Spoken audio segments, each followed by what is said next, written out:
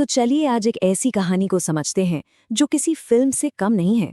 बात है 14 नवंबर 2023 की और जगह है वाराणसी, एक ऐसा शहर जिसे दुनिया मोक्ष की नगरी कहती है।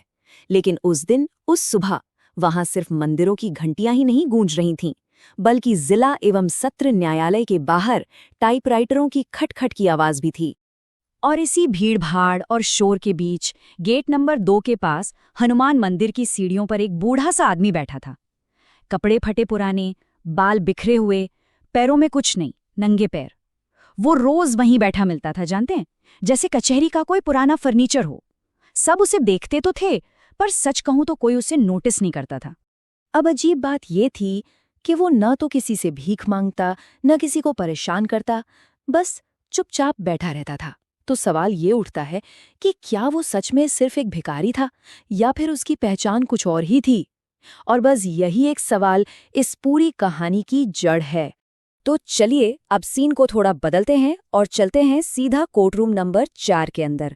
वहां बैठे थे अतिरिक्त जिला एवं सत्र न्यायाधीश विक्रमजीत सिंह। जज साहब का नाम ही काफी था, अपनी सख्ती और कानून पर जबरदस्त पकड़ के लिए जाने जाते थे। उस दिन भी एक बड़े करप्शन केस की सुनवाई चल रही थी। बहस चल रही थी, माहौल काफी गर्म था और इसी बीच जज विक्रमजीत सिंह को अचानक थोड़ी घुटन सी महसूस हुई। उन्होंने एक पल के लिए फाइलों से नजर हटाई और यूं ही खिड़की के बाहर देखने लगे। और तभी उनकी नजर उसी बूढ़े आदमी पे पड़ी।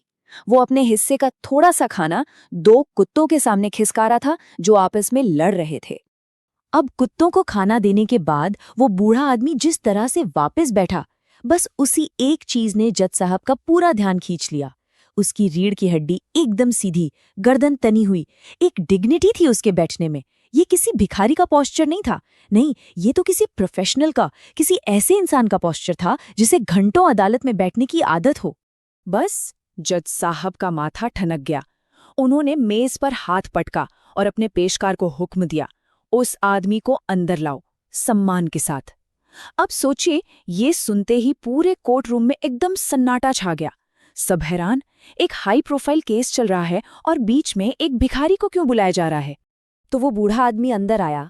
धीरे धीरे चल रहा था, लेकिन उसके कदम एकदम सधे हुए थे।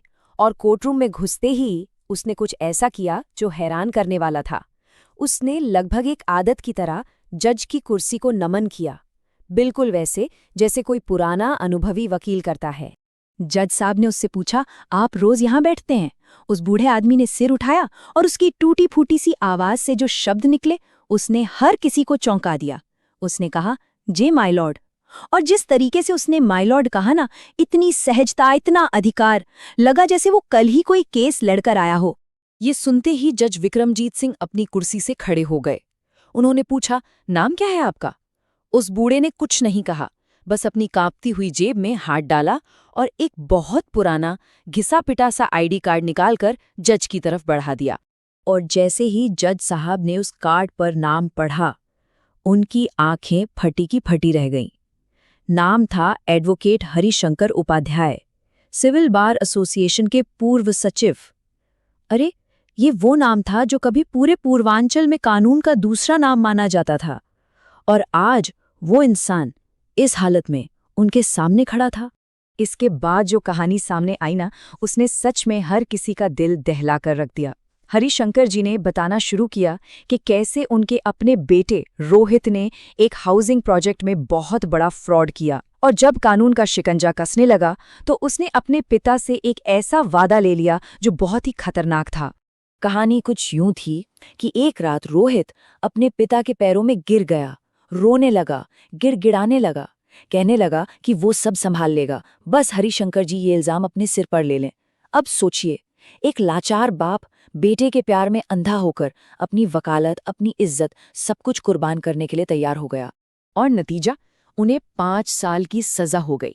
लेकिन असली सजा तो जेल से बाहर आने के बाद शुरू हुई।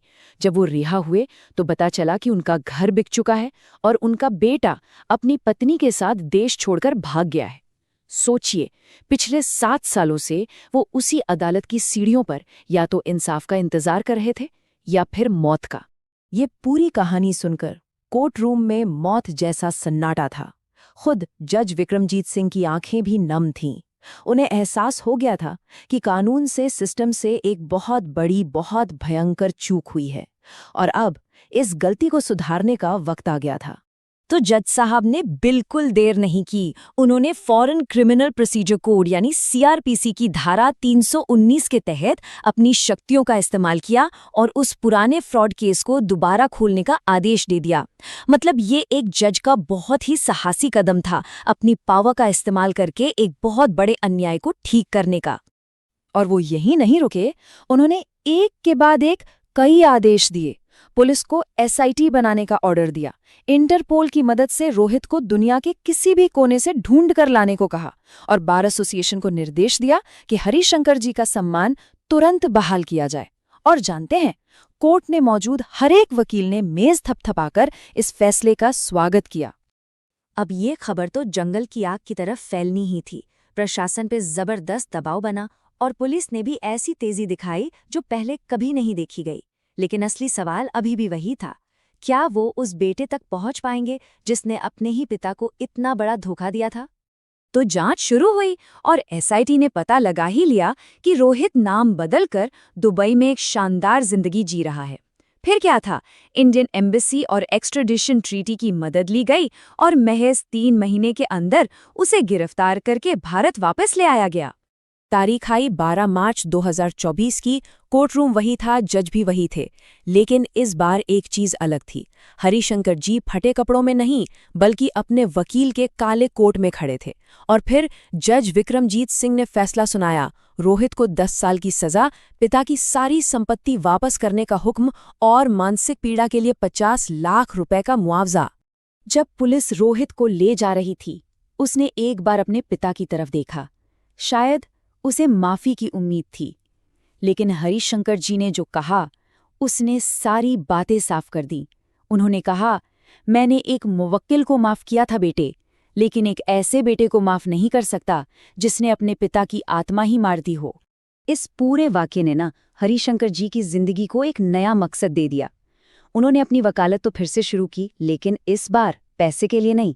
अब वो उन बेसहारा, लाचार माँ बाप की केस लड़ते हैं, बिल्कुल मुफ्त, जिन्हें उनके ही बच्चों ने छोड़ दिया है। और वो हनुमान मंदिर के पास वाली सीढ़ियां, जहां वो कभी एक भिखारी की तरह चुपचाप बैठे रहते थे, वो जगह अब एक तीर्थ जैसी बन गई है। आज वहां पर नए वकील और लॉ के स्टूडेंट्स उनसे आशीर्वाद लेने और कुछ सीखने के लिए आते हैं। तो ये कहानी सिर्फ एक जज या एक वकील की नहीं है, ये हम सबको एक बहुत बड़ा सबक सिखाती है। जिंदगी में पद, पैसा, शोहरत सब कुछ कमाया जा सकता है, लेकिन अगर किसी ने अपने माँ बाप का सम्मान ही खो दिया, तो सच मानिए वही दुनिया का सबसे बड़ा भिखारी है।